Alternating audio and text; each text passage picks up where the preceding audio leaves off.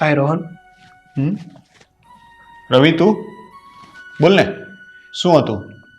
ભાઈ, કાલે મનસુખ કાકાનો ફોન મારા ઉપર આવ્યો હતો અને કહેતા હતા કે તારા મમ્મીની તબિયત બહુ ખરાબ રહે છે. હા, મને પણ કાલે એમનો ફોન આવ્યો હતો. એ કહેતા હતા કે મમ્મીની તબિયત આજકાલ બહુ નરમ ગરમ રહે છે, તો હવે એમને એકલા રાખી શકાય એમ નથી. એ જ તો હું તમને કહું છું ભાઈ, કે તમે મમ્મીને અહીંયા લઈ આવો અને તમારી સાથે રાખો. જો રવિ, મેં તને 1000 વાર કહ્યું છે કે હું મમ્મીને આ ઘરમાં લાવી શકું એમ નથી, કારણ કે જો હું મમ્મીને અહીં લાવીશ ને તો રીના મારી સાથે લગ્ન નહીં કરે. અરે તેલ લેવા ગઈ રીના. શું રીના રીના લાગ્યો છે? હા, શું લાગ્યો છે રીનામાં? આ 3% છોકરી માટે તું મમ્મીને રાખવાની ના પાડે છે. એ રવિ, રીના છે ને કોઈ 3% છોકરી નથી, સમજ્યો?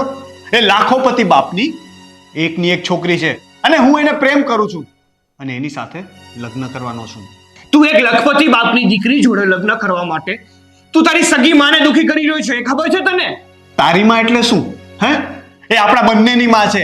તો એક કામ કર ને, તું તારી સાથે રાખ ને એમને. શું મારી એકલાની ફરજ છે? તારી કોઈ ફરજ નથી એમના પ્રત્યે? અરે રોહન, તું સમજવાની કોશિશ કર. હું નાની એવી મજૂરી કરું છું. હું ક્યાંથી રાખું મમ્મીને મારી સાથે? મારા રેવા ઘર સારું નથી. તો પછી હવે એક જ રસ્તો છે.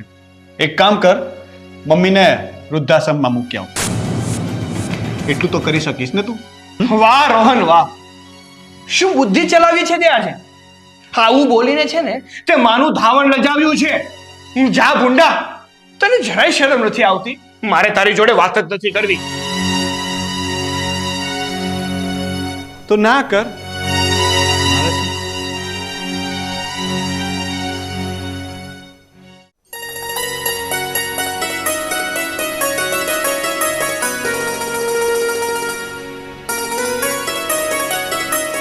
રીના, કાલે ગામડેથી અમારા પાડોશી મનસુખભાઈનો ફોન આવ્યો હતો. એ કહેતા હતા કે મમ્મીની તબિયત બહુ ખરાબ છે અને હવે એમને ત્યાં એકલા રાખી શકાય એમ નથી. એટલે તું કહેવા શું માંગે છે? કે તારા મમ્મીને તું અહીંયા તારા ભેગા લાવવા માંગે છે? જો રોહન, સાંભળી લેજે, એ તારા ભેગા અહીંયા રહેવા આવશે ને તો હું તારી સાથે લગ્ન નહીં કરું. અરે યાર, તું ખોટી ગુસ્સો કરે છે. હું મારા મમ્મીને અહીંયા લાવવાનું નથી કહેતો. હું એવું કંઈ નહીં કરું, તું ચિંતા ન કર. ઠીક છે, પણ જો રોહન, લગ્ન પછી પણ મને દગો ના દેતો. એવું ના વિચારતો કે લગ્ન થઈ ગયા તો આ ક્યાં જશે અને મારા મમ્મીને હું ઘરે લઈ આવું. જો તું પછી પણ તારા મમ્મીને લાવીએ ને તો હું એ જ દિવસે ઘર છોડીને જતી રહીશ. અરે યાર, તું તો ભડકી ગઈ. હું તો બસ વાત કરું છું તને. વાત પણ નહીં કરવાની મારી સાથે આવી. મને તારા મમ્મીમાં કોઈ ઇન્ટરેસ્ટ નથી. મારી વાત સાંભળી લે રોહન, હું તારી સાથે લગ્ન એટલા માટે કરવા માંગુ છું કે હું એકલી રહેવા માંગુ છું. બાકી તારું કોઈ એવું સ્ટેટસ નથી કે તું મારી સાથે લગ્ન કરી શકે.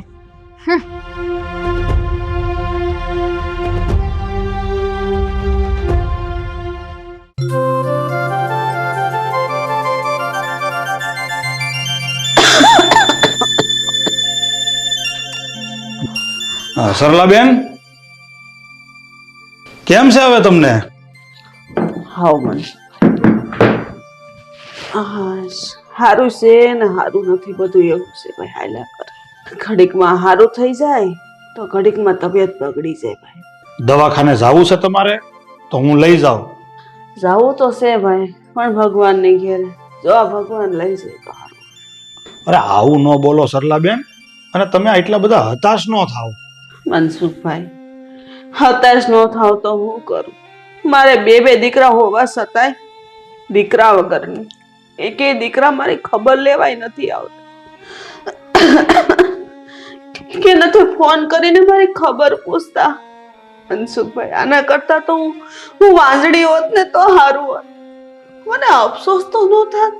સરલાબેન, આ તમારે તો બે દીકરા હાવ માથે પડ્યા. હા, કપાતર નીકળ્યા એક નંબરના. મારે જો આવો એકાદો દીકરો હોય ને તો હું તો એનું ગળું દબીને મારી નાખું. ભાઈ, તમે મારા દીકરાઓને ફોન કર્યો તો? હા બેન, મેં ફોન કર્યો તો તમારા બે દીકરાને ને વાત કરી કે તમે બીમાર છો. તો આ રવિ તો ઠીક છે, પણ આ રોહન તો હરખો જવાબ ન દીધો. અરે નથ નવા બાના કાઢવા મળ્યો. હા, એક નંબરના કપાતર છે આ છોકરા બે હાવ. કાંઈ નહીં મનસુખભાઈ, હવે તમે બે દીકરાઓને ફોન નહીં કરતા. મારું જે થવું હોય એ થાય. ભગવાને જે કરી હશે.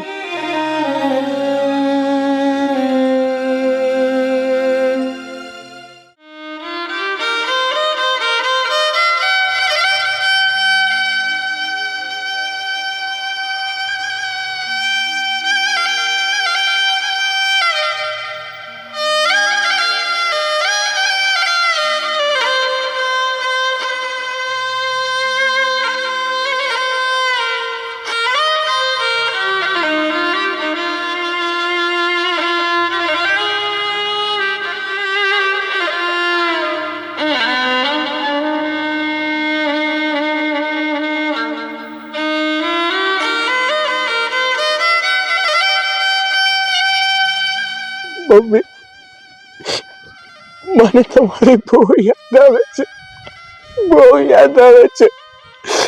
જ્યારથી મને ખબર પડી છે ને કે તમારી તબિયત ખરાબ છે, ત્યારથી મારો જીવ બળે છે. મને એમ થાય છે કે મારી માને મારી પાસે લઈ આવ, મારી સાથે રાખું. પણ મમ્મી, હું શું કરું? કારણ કે મારા કોઈ ઠેકાણા નથી. હું ગમે ત્યાં રહું છું, રોડ પર પડ્યો રહું છું. જો મમ્મી, સમજો.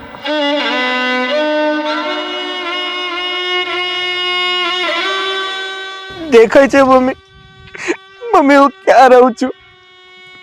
હું આમ રસ્તા પર રહું છું, આ વેરાણ વગડામાં રહું છું. આમાં હું તમને મારી સાથે કેવી રીતે લાવી શકું? મારી કેવી રીતે લાવી શકું?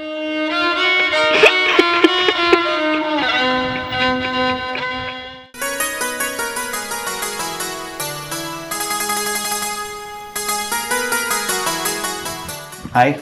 હાય, આવી ગયો? હા બોલ, તું કહેતી હતી કે કઈ જરૂરી વાત કરવી છે. હા રોહન, મારે તારું કામ હતું એટલે તને અહીંયા બોલાવ્યો.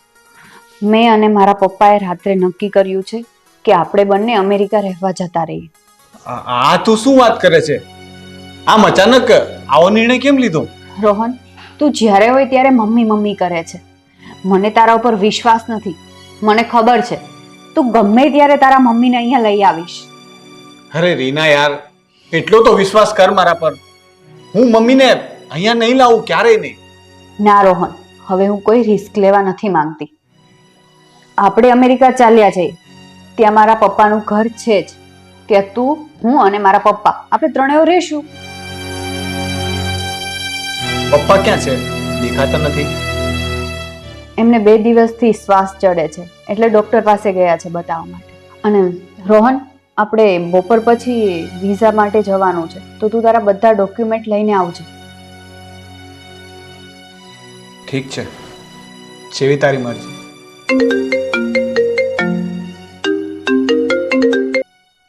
હલો,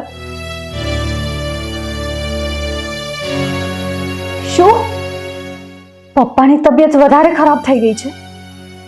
હા, હું હમણાં જ આવું છું. શું થયું? રોહન, ડોક્ટરનો ફોન હતો.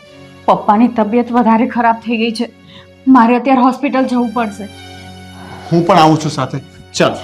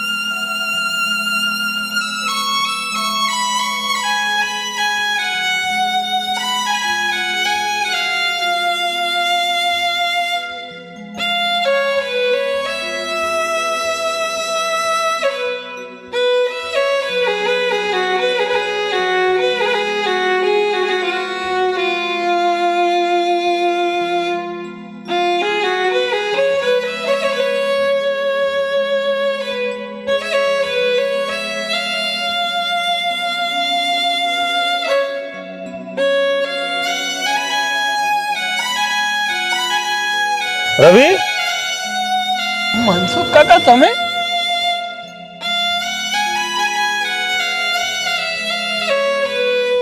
કેમ? મનસુખ કાકા તમે અચાનક અહીંયા? અરે હું તને ગોતતો જ અહીંયા આવ્યો છું. એટલે નાલાયકો તમે બે ભાઈ કેવા દીકરા છો? આ તમારી હગી માં મરી ગઈ તો એનું મોઢું જોવાય તમે ન આવ્યા? મનસુખ કાકા શું વાત કરો છો તમે? મારા મમ્મીનું મૃત્યુ થઈ ગયું. ના મનસુખ કાકા, આવું ના થાય. બોલો ને મનસુખ કાકા, સાચું શું છે? હા રવિ, આ ગઈકાલ રાતે જ તમારી માનું મૃત્યુ થઈ ગયું. હવે તમે બે માંથી એક ભાઈ તમારી માને અગ્નિદાહ દેવા તો આવો.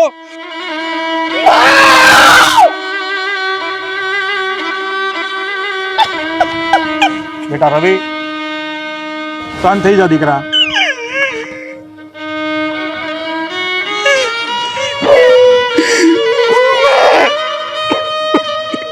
શાંત થઈ જા, આપણે પહોંચવાનું છે હાલ.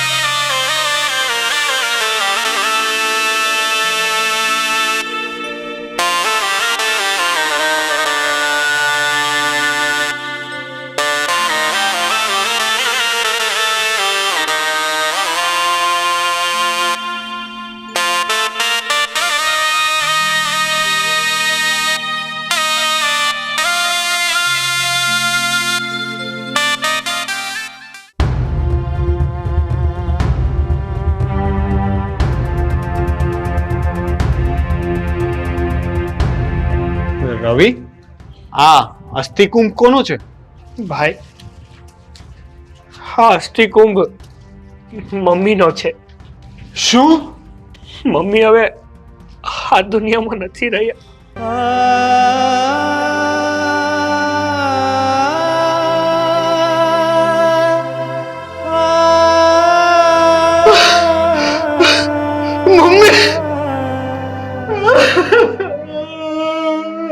રોહન, ચાલ અહીંયાથી અને આ કુંભ આપી દે આને.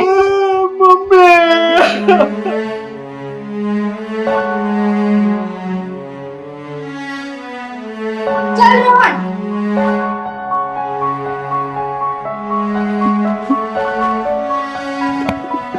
દીકરા રવિ, બેટા તો હવે રડીશ નહીં.